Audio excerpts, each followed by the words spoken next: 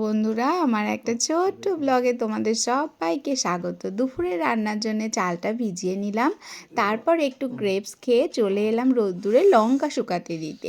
তো এই সমস্ত কাজগুলো কিন্তু আমাদের গৃহিণীদের একটু খেয়াল রাখতে হয়। শুধু রান্না করা আর খেলেই হয় না, কোন জিনিসটা ভালো থাকবে, কোন জিনিসটা ভালো রাখা যাবে, সেগুলো কিন্তু গৃহিণীদেরই খেয়াল রাখতে হয়। তো তারপরে চলে এসেছি রান্না বান্না করতে। এখানে চিকেনের জন্য আলুটা ভেজে নিচ্ছি আর এপাশে ভাত বসিয়ে দিয়েছি। তো এই দেখো, চিকেনটা কিন্তু লাল লাল করে রান্না করে নিলাম। আর রান্না বান্না দেখতে যত সুন্দর লাগে, খেতে কিন্তু আরও সুন্দর লাগে। তারপর চিকেনটা আমার হয়ে গেছে, চিকেনটাকে নামিয়ে নিয়ে এবার আমি একটুখানি শাক ভাজি করব। তো শাক ভাজিটা তো করতে বেশি টাইম লাগবে না, চিকেনটা করতে একটু বেশি টাইম লেগেছিল।